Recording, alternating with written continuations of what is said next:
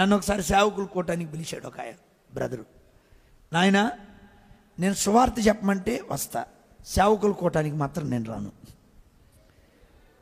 మీరు చెప్పండి, విశ్వాసి తొందరగా మారతాడా, సేవకుడు తొందరగా మారతాడా? ఏం సైలెంట్గా ఉన్నారు? సమరీ స్త్రీ, ఇప్పుడు నీకు 5 పెనిమిట్లుండ్రి, ఇప్పుడున్నోడు నీ వాడు కాదని ప్రభు చెబితే ఆమె స్పాట్లో వదిలిపెట్టిందా, ఇన్స్టాల్మెంట్లో వదిలిపెట్టిందా? రైట్. మరి పేతురు కత్తి వదిలిపెట్టడానికి 3.5 ఏళ్ళు టైం పట్టింది. ఆయన దగ్గర కత్తి ఉంది, మంచుకుంటే బాగానే ఉంటాడు, తేడా వస్తే చెవులు కట్ చేస్తాడు. సేవకుడు కంటే విశ్వాసి తొందరగా మారుతాడు. నేను చెప్పలా, బైబిల్ చెప్పింది.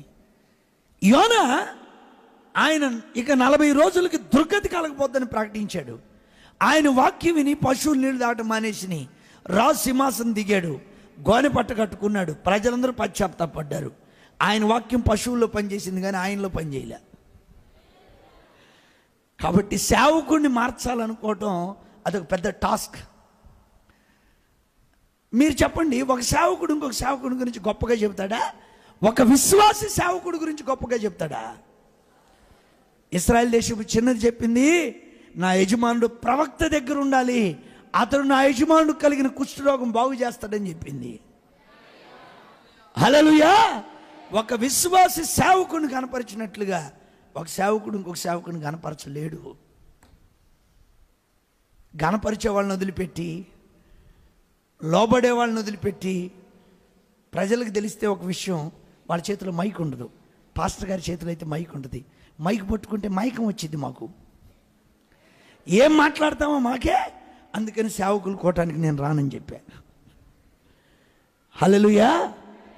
అవును, వాళ్ళు చెప్పేటప్పుడు వాళ్ళు అనవసరమైనటువంటి గ్యాప్లు వస్తాయి వాళ్ళకి మాకు. వినకపోగా మళ్ళీ దీవెని గారెడ్డి చెప్పారని పుస్తకం రాస్తుంటారు. ఎందుకు వచ్చిన బాధ? పని ముఖ్యం కాదు, సమాధానం ముఖ్యం. సేవకులకు సమాధానం ఉంటే పని ఎప్పుడైనా చేయొచ్చు. నా ప్రియులారా, నేను చెప్పాలనుకున్నది ఏంటంటే, ఇది నాకట్టు తెలుసు, దేవుని వాక్యం చదివా, నాకు అర్థమైంది సేవకుడు జోలికి పోతే పళ్ళు మొత్తం రాలుతాయి అని. అందుకని జీవితంలో సేవకులు కోటానికి వెళ్ళను. విశ్వాసులు మాకు ఇళ్ళు కట్టిస్తారండి. షూనేమీరాలు ఎలీషాకి పీట, దీపస్తంభం, గది. సేవకుడు ఇంకొక సేవకుడికి ఏం కట్టించడు, ఇత్తే తీసుకుంటాడు అంతే. మీరు మాకు ఇళ్ళు కట్టిస్తారు, మీరు మాకు బ్రహ్మాండంగా చూసుకుంటారు, మీ దగ్గర మాకు తిరుగులేదు. కాబట్టి ఇది నాకు ఎలాగ తెలుసు అంటే, దేవుని వాక్యం చదువుతున్నప్పుడు నాకు అర్థమైంది. వాక్యం చదవండి, మనకు అన్ని విషయాలు బాహాటంగా అర్థమవుతాయి. దేవుని వాక్యం మనతో తేటగా మాట్లాడిద్దండి, మాట్లాడుతుంది. కాబట్టి ఎందుకు మీకు ఈ మాట చెప్పానంటే, మీరు వాక్యం చదువుకున్నప్పుడు ప్రతి విషయం మీకు గ్రహింపు అవుతుంది. గ్రహింపును బట్టి మీరు నడుచుకుంటే మిస్టేక్ చేయరు. మిస్టేక్ చేయకపోతే ఏమవుతుందంటే టైం సేవ్ అవుతుంది. ఎవడు సమయాన్ని సద్వినియోగం చేసుకుంటాడో వాడే కోటీశ్వరుడు. నీకు ₹1,00,000 డబ్బులు కావాలి, ఎవడొకడు ఇస్తాడు, 10 నిమిషాలు టైం ఎవరి దగ్గర తీసుకురా చూద్దాం. నీ సమయం వృధా చేసుకుని నష్టపోవడం కంటే నువ్వు సమయాన్ని సేవ్ చేసుకొని ప్రభు చిత్తం చేయటం మంచిది కదా? మంచిది కదా? మంచిది. మరి కొన్నిసార్లు మనం తప్పించుకోలేము. మన గుంటూరు జిల్లా క్రైస్తవులకు పుట్టిల్లు. నాకు ఈ పాస్టర్లందరూ కలిసి సెమీ క్రిస్మస్లు అవి ఇవి తెగబెడుతుంటారు. అందుకని డిసెంబర్ 1st వీక్లో ఇతర దేశాలు వెళ్ళిపోతా. టికెట్లు ముందే బుక్ చేయమని చెప్తా. ఎందుకంటే మనకెందుకు వచ్చిన బాధ? శుభ్రంగా ఇతర దేశాలు పోయి అద్భుతంగా పరిచయం చేసుకొని రావచ్చు. ఎక్కడుండి మనం ఏదైనా మాట్లాడామనుకో, గట్టిగా మీరు ప్రార్థన చేయాలన్నా, గట్టిగా మీరు వాక్యం చదవాలన్నా బాధపడుతుంటారు సేవకులు.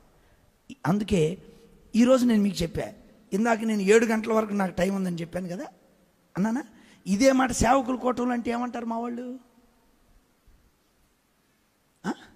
అవి నేను చెప్పకూడదు, మీరు వినకూడదు. నేను చెప్పకూడదు, మీరు వినకూడదండి. ఇక అంతే. నా బాధతో మీకు చెప్తున్నా, కొన్ని స్థలాల్లో సేవకులు కోటాలు జరిగితే అసెంబ్లీ పార్లమెంట్ సమావేశాల కంటే దారుణంగా జరుగుతాయి అంట. అవి తన్నుకోవటమే ఆలస్యం అంటండి, అట్టుంటారంట. Praise God. అయితే మీతో నడవడం, విశ్వాసులతో, అన్ని జనులతో నడవడం నాకు చాలా సులభం. సేవకులు కూటమి పెడితే బ్యాగ్ ఇస్తారా, ఛార్జీలకి డబ్బులు ఇస్తారా అంటుంటారు. మీరే మాకు ఇచ్చిపోతుంటారు. మేము బ్యాగ్ ఇచ్చే పని లేదు, డబ్బులు ఇచ్చే పని లేదు, అన్నం పెట్టే పని లేదు. మీరే మాకు ఇస్తారు. ఎంత హ్యాపీ! తీసుకోవటం, లోపల పెట్టుకోవటం, తీసుకోవటం, లోపల పెట్టుకోవటం. ఇచ్చేవాళ్ళని వదిలిపెట్టి అడిగే వాళ్ళ దగ్గర మాకెందుకు? మీకు అర్థమైందా విషయం? అర్థమైన వాళ్ళు చెయ్యొద్దండి. ఇవన్నీ ప్రాక్టికల్ విషయాలండి. నాకంటే జయరాజ్ అన్న సేవలో చాలా సీనియర్, వయసులో పెద్దోళ్ళు, సేవలో కూడా అన్నకు అనుభవం ఎక్కువ. అయితే నేను తర్వాత వచ్చిన వాడిని ఇవి చూసి నేను మీతో 1-2 మాటలు చెప్తున్నా.